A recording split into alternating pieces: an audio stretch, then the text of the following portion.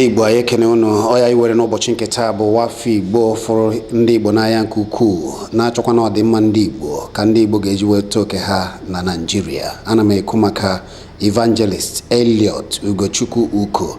Ọya ka anyị na ya were ụbụbọ n'ụbọchị nke taa. Ọ kọrọ wee kwukwa obi ya gbasara otu ndị mmadụ si wee kwado okwu a ndị otu IPOB kpọrọ ka ndị mmadụ nọrọ n'ụlọ kwanyere ndị niile nwụrụ n'ihe gbasara Biafra ugwu na mkpụrụ ụbọchị 30 ọnwa nke 5 afọ 2018 a. Kwa afọ kemgbe IPOB bidoro ka ha na-ewepụta ofu ụbọchị ya bụ mkpụrụ ụbọchị 30 kwa ọnwa 5 kwa afọ kemgbe ha bidoro n'iji kwanyere ndị niile bụ ndị Igbo nwụrụ n'ihe gbasara Biafra ugwu n'ụzọ pụrụ iche. Ha na-asị ka onye ọbụla nọrọ n'ụlọ wee kwanyere ugwu. Evangelist Elliot Uko kwuru obi ya gbasara ihe ndị a niile nakwa ihe ndị ọzọ na-eme n'ala Igbo nakwa Naịjirịa. Lekwanụ ka anyị na ya sikwa ụbụbọ. Biko kenere anyị ndị Igbo. Ihe eji mara gị bụ na ị na-achọ ọdịmma ndị Igbo, na-achọkwa ka ndị ntorobịa ga-eji wee dị mma, ka ndị Igbo ga-eji wee weta oke ha n'ala Igbo.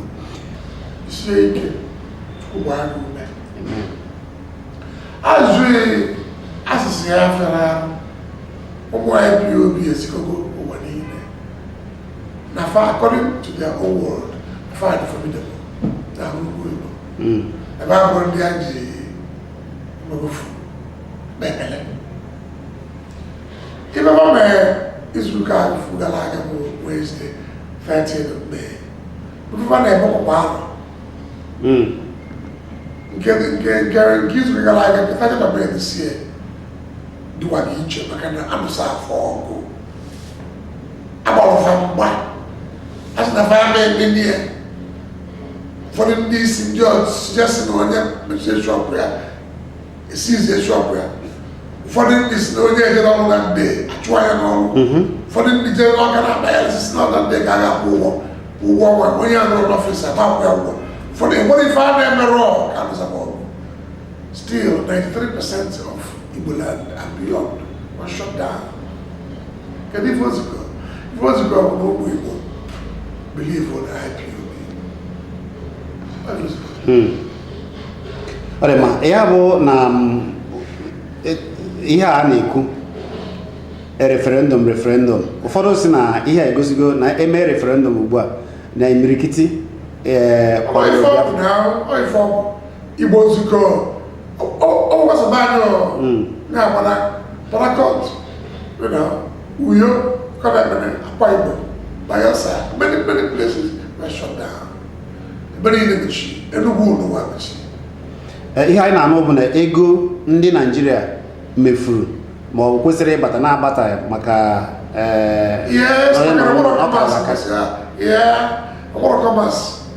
so the economy ga-lose nnukwu ego ọifọ mana ifefa na ebe ndị IPOB gbara mma gbagburu onwe ọdụrọ violent ma ji ezikọ na fa and go respect ụwa and the buying and the buying for Aba was shut down completely. There we come 100% on the chat. And what they were shut down in all the rural areas. There were about semi-urban areas. Local government headquarters needed. Then they were all shut down. And about BBC, by CNN, by Al Jazeera, by AITI, by Channel Side, said no, 85% successful. Everywhere was shut down.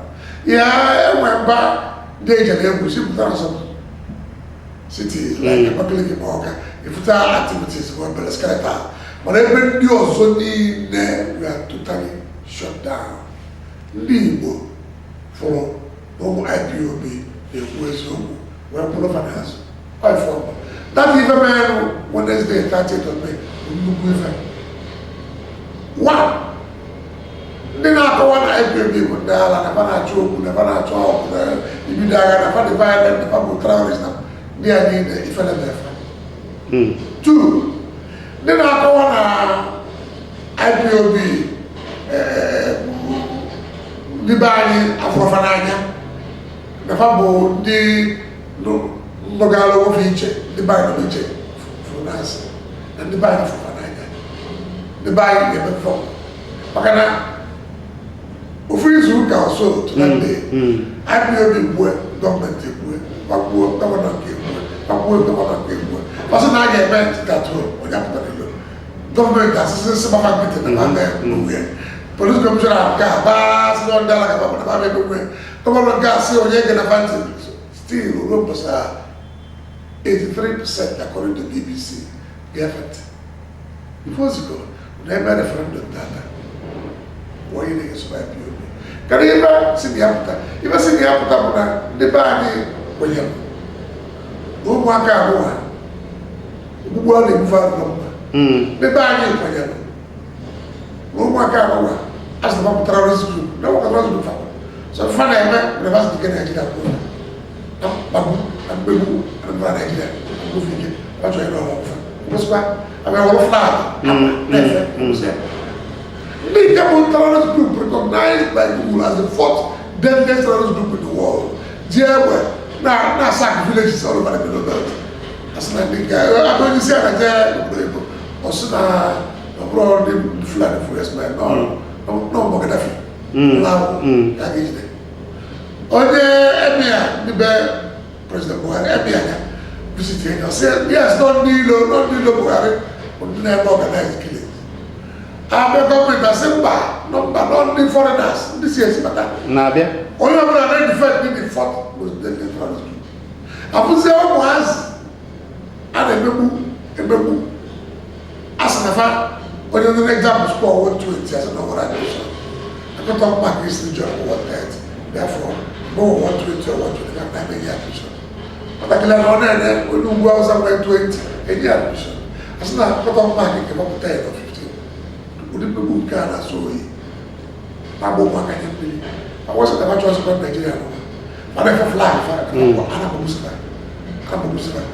Abu Musa. Never any was a Babu, was a Vadazu, I was a go. For Western I got a Budo, that's it. This is not for was now a young government, but I was in the government. It was a governor, the bargain for us. And the bargain for us, who say what us we did. Oisi gịnị bụ ihe iche nọ ya mere na ụfọdụ ọkachasị ndị ndọrọndọrọ anaghị akwado ihe IPOB na-eme? Masalafan ụmụazị na-react to years of oppression, repression, and humiliation. So na fa eme ekweburu second class citizen. Umuazi, some more for more than 24 years, since the mid-90s, 94, I remember monthly seminars in Neme, Lagos. Monthly seminars in Neme, People's Club Hall, at Johor Road, Sukulare. The Alamanabia, the Lawas Nabia, the Dumota Nabia. Finance is in Nigeria, teleconstruct or structure Nigeria, pay a money to them. This is not for watching. About where the world body, the National Conference, and I say, this is not how we will report and live now. So, the other. I was at the main government in 2005. We looked at the data report. And the secretary, public report, never to the other. Jonathan, the main government was that, but it's not going to do that. Umakanebe, once, never seven, the conferences, but I don't know one. What the president said. For over 24 years, can never say the sponsor idea. This is a god of number. This is not a go watch. Mark said, okay, all right. A woman who would have been through justice. I just said, Nigeria. About family. Kind of family. Some of these leaders abdicated their leadership. Because that, well, one guy can do leaders like leadership. More work. We go back and believe. Present grievances of Makato, Nigeria. Family. Buddhist never be Buddhist. But my man, and what I say, can I Any meeting that the car with the award, or not the car. I see them to the world. Anything the boy does get and was there provided me that it was more. So I let you come back to work. I can even do all case of work. The present the family. Who work a man sit at home. Okay, 2017. The man got paralyzed. No way exactly 1 week later. Never put the 6th June. Can you ever put with this hand? Actually, I did a right there. So the air was about your book. Nobody Tijiri, Jeza, so much job. 5,000 work I just started generating this generating tension. The one I say, Yabuza, can you ever woman, not the one I have. You went there. Not some. You want to be there for the TV. The one is there for the TV. There would Jim Wobodo, can the man, there for the TV. That's what we done. Oh, I never want to post that. Yes. The way was this happened this moment later. I was there, Joanna said, can you ever be not? So, if I have on the other, not the way you went. And look at it, wasn't that they cleverly removed the fact, even they want that. Father, it's never for that people. In against it, Igbo leaders, Igbo elders, Igbo whatever. They also done the kind of way. Father put it now, Fajaro, Apollo Kunapuza, Tijirijabe, without it possible waka, their activism, great river. So far, the one who I let the Babuja, Assistant, can you flag it, can you give messages? And then they did it. They never put that. Imirikitini mahapata wene ku restructuring. Nanso Kagara restructuring has been the cry and agenda of good people of Nigeria for more than 20 years.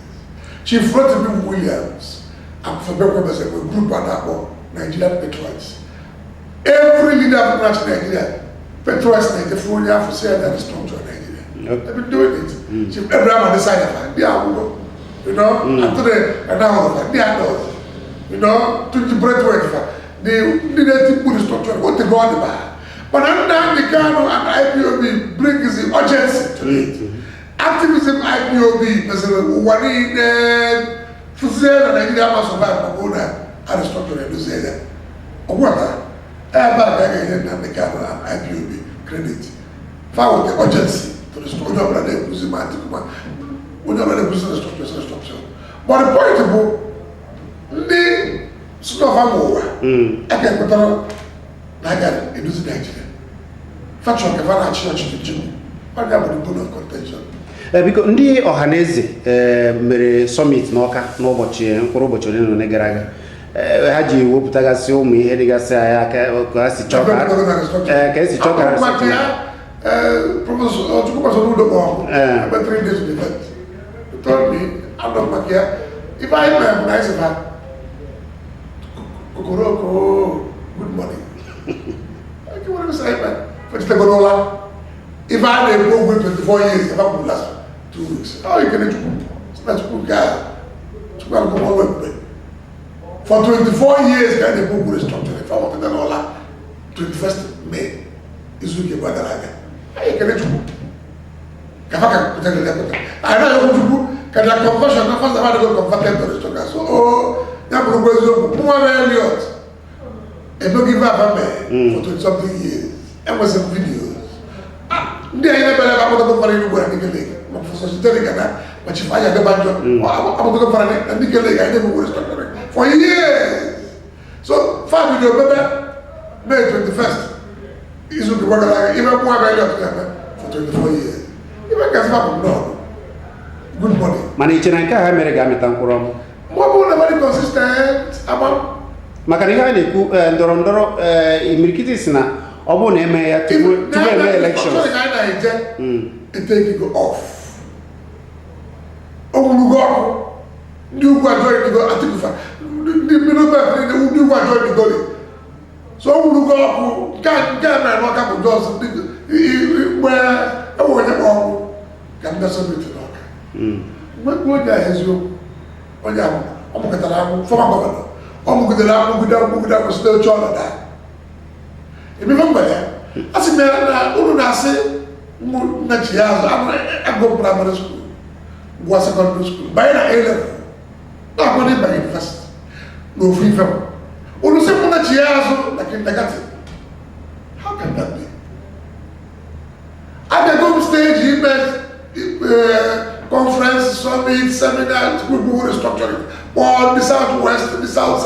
1999, the capital of New Youth. But our presidential, I apologize to people. I demanded for restructuring. Ojuku came and accepted the apology upon the video. Ogoni youths, Northern Delta, South youths, Southwest, everybody in the union. If I make over 24 years, we do man, which was a women, simple. I can go stage African and you get of the poor, whatever. I can go, God, we see a God, pass a common transfer, the fact is come that she has with them, obese, a boy, a dice, I can't go back there. I was never start home back at election, Mama. It's a pressure kind of structure. I wouldn't want to go something. I can go that stage 24 years ago. My phone, go on there. So, Gusugo primary, Gusugo secondary, on a level. That's so she has and I go this capital A. Never attacker, that's the attacker. The one wish. Olema, oyisi, otua, osaga ugwa. Mkpụrụ ụbọchị one na one ka onyeisi ala Muhammadu Buhari bịara aka n'akwụkwọ nke ha kpọrọ ndị ntorobịa nwere ike isozi ya to open up political space for younger blood, younger mind. No, the electoral system and the new war have a problem. The money him na-ekwu bụ otu a na-ekwu restructuring ya waka na-ekwu maka na obechasị ha ga-emegodo ha ga-achịgodo ha chere ka 2019. Ajụ anyị na-azụ mụ abalị ife mụrụ anyị na-abụ ya na-ekwu onye isi ala ebe ọ bụrụ na eme nwe election 8 months a ga-achụpụ ya ọ ga-ekwekwa na accept defeat ndị befa ndị ugwu befa ma generals niile retired generals ma traditional onye ọbụla na-achọ ebe ndị ọbụla bụ consensus candidate alternative to replace it one ile mana ọbụlachi na one ọgbara 2 awanisịrị ya osisi ike 3 ọghọtara ọdụbọdụ ndị fa na-akụ 4 ọdụ the police to the back of 5 o divide with the country ọgbara to unite the country 6 ọgbara ejiri economy of ọpụta jide obodo for 6 months sọsọ ya nọrọ ọba anọ nke ahụ obodo nke ahụ jide economy jide naira kulie ọgbara waghachi the problem bụ emerie ya mgberi ya gaba emerie ya ma ọ bụrụ na eme nwe election 8 months February what you got for 8 months I get election from what every year I wish I get every year but no was that percent of it okay people were to it when they get more look to that when they go there but I never know that they want to they want the army they want the police they want the DSS they want the TSO 1 year where everybody every year of the fair money to it I went back and play it I want to go is very what am I keduzi ihe ndị Igbo kwesịrị ime ugbu a otu ọ dịgoro otu ebe ndị be anyị na-eme bụ na ndị be anyị kewara ofe itotu ndị si na-abụ ndị ọchịchị ọ bụ ndị isi ọ bụ ndị leaders ọ bụ ndị elder n'ụlọ ofe iche ọ na federal government pụrụ ọ na Buhari pụrụ ọ na ndị amị pụrụ ọ na DSS pụrụ ọ na fọfọ pụrụ iche the masses the traders the masses ndị Igbo niile ịgba on the other side of the can. A year ago, 5,000. I'm very pretty. Masses are able to move to Nandicano and IPOB. Or maybe be done. If you don't if you don't Poraka, if you don't go, if you don't come, if you don't have a feeble, everyone will focus again for IPOB. Can drive again for IPOB. Bus driver booking IPOB, conductor IPOB. Literally, can even have IPOB. Far with the masses, far with the major, far on one side. The elite put on another side. The elite naturally even impose their own will on the masses. The masses they do put within that they can display blaring for the whole world to see last week. That's it. But man, what is the last week? Man, what is the for? As the reality on the ground. If I were This now this Dioha. This now there's no over for crosswalk. And I'll brand it. Not cock one is it. They will be Dioha, no itching. So there's a no itching. Dioha, no itching. There's a joint maker. The water of the water support for government, water of masses. About the equipment square. There's a water. Dioha, all over itching. I don't know anybody. I don't know what's the plan. The desert was a little bit of give me a wound way. And when this year, one case, if I present it to this, see, set up a committee to begin the reconstruction of Nigeria. The president addressed the contract, set up a committee to begin the restructuring of Nigeria. Tension in that. There's actually a Munadufa. There's an alum for a damn hour. As for the people, there's a people 48 years ago. General 70. So, if I believe one everybody will achieve everything. From 67 to General 70. Nobody never over 60, 70 for hour. Farmer, over 70. Believe one everybody, they will achieve everything. They are so wrong. One everybody, they will achieve everything. One everybody will help you. So, the one that, but everybody, over 70, and put those work. So say, Russia, without federal government considering anything. From federal government, simply do restructuring. Every government from Kenya. My government side, my new other side, my leader side, X this, X that, and that. And we will lead here the coalition of the Southwest, Middle Belt, South, the policy. Simply do the restructuring of this country, get what pieces of work. Every government family, what I get here, what move one. Every government, move one. Mana dịka isi ekwu ị na-ekwu restructuring mana ndị IPOB na-asị no Biafra or not because now since they do restructuring if I do can do that or since they put restructuring na make believe for na the bag of the Ube with the restructuring I don't know. For instance, little okay, 2 weeks ago. Give me a gauge offer. Can you remember when you go check 24 years? I wouldn't believe I remember 2 weeks ago, 15 years ago. I'm not a social Nigerian. Can you go check it out? Not the kind of agitation, and one of my 10,000, they come up with and one of the phone with the Sierra, not a structure. Can you remember the proper essence? And you're queer. Give me free brother. So when I did it, at the end of 2 go, I'm going to go to the league. You were there. Yeah. So project at the league. My program some years ago. Yes. If you find about your program some years ago. Yes. They are trying to take me back to their level. Because everybody was not with pressure. For what I said more, she had to 24 years ago. Now the president was such a I can't go back to get that account. I wish the blog, see what they want to good money, you know? Ihe na-ekwu maka na oge ndị a niile na onye na-achị n'ọhaneze ugbu a bụ dị iche. The same of ọhaneze ọrịa dị mkpa. Mana onye isi ha na-agbanwe. Yes, every few years or so. And when we do this, one of ọhaneze people that could have organized this event or restructuring 10-15 years earlier. I'm happy that I'm so happy that the was something to I'm so happy that the something so poorly happened. But all the so you went down and as if Man, it's also full governor. For people like Ben President, the music and the two key, but the incredible, you have the kind of fun, the band. My governor's for the agent.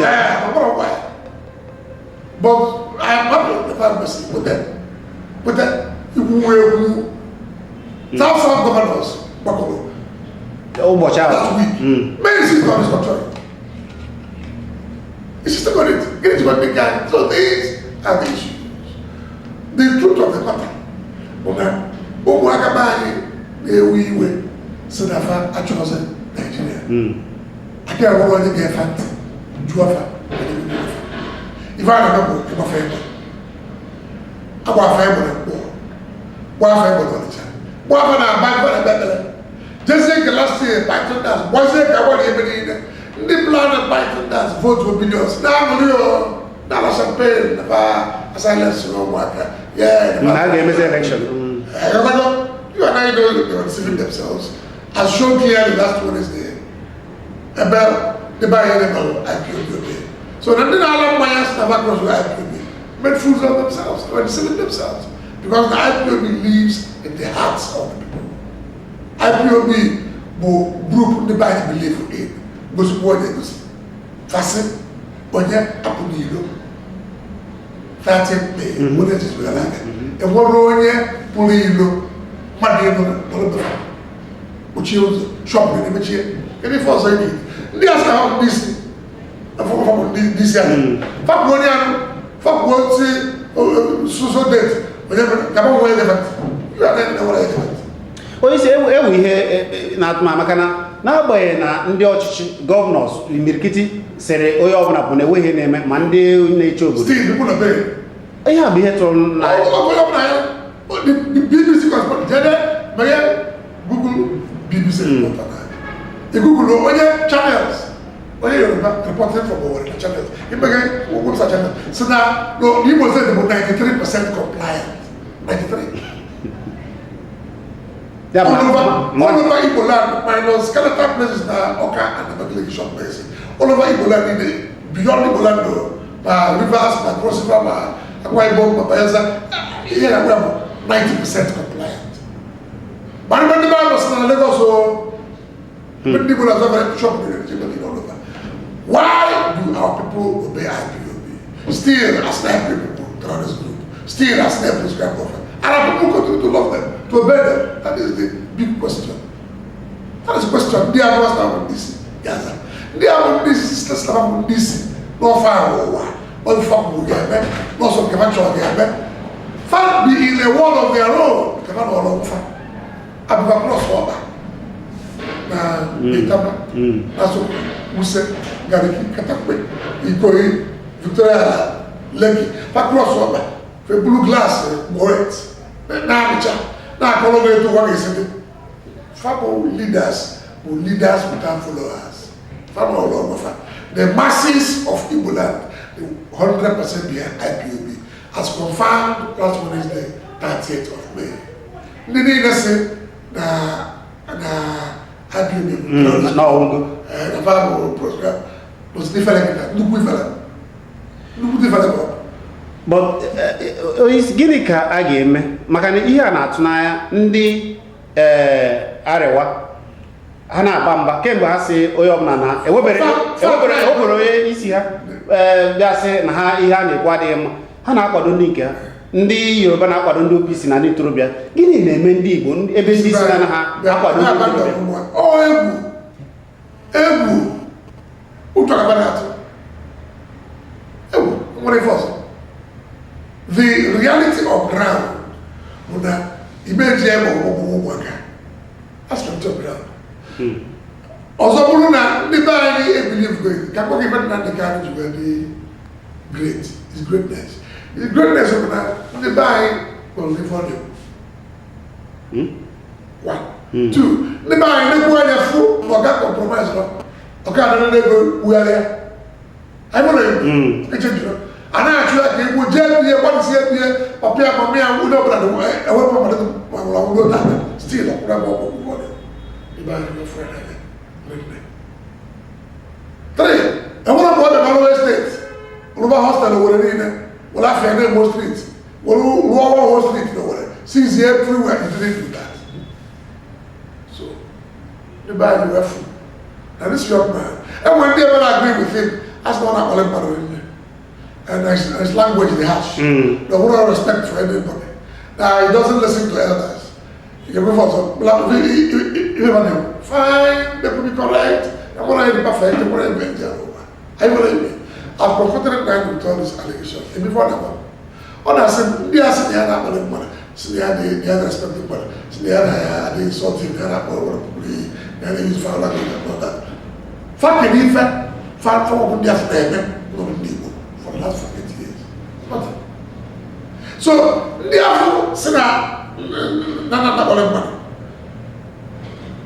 gwa anyị style ka ọ ga-eji mee achieve not now they create consciousness create awareness no human being has done before. So ndị afọ si na ebe nwere better style sọ̀rọ̀ ndị Igbo kẹ́rẹ́fọ́dé ọ̀rọ̀ ìjẹ́ n'ọka 25 years later yẹ ruo wọ́n ọdún pẹ̀lú sọ́jọ́ jẹ́ wọ́n sí ibẹ̀ 25 years ago ọ̀nyá àbúdó ihe onye si their own solution bọ̀ that's the question kẹ́rẹ́ bí wọ́n lọ fọwọ́ yẹ mẹ́ fáfọ̀ na ụmụaka be anyị na mmegbu na mkpagbu sisi ha bịara ndị IPOB have confronted themselves frankly fact we're happy with Igbo leadership leaders government partner first of all those people don't care about them for they will openly I think the duty of the elders and them to show that they care about them to deflect that the argument but it's not like they fully another anybody else if you get up you go say they fully another you take your son out you can go out you can go shopping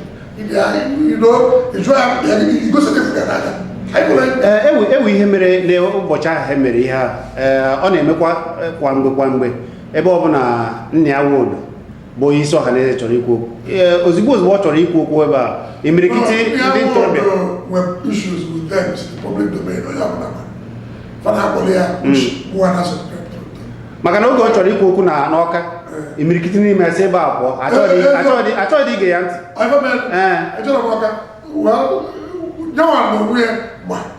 in fact,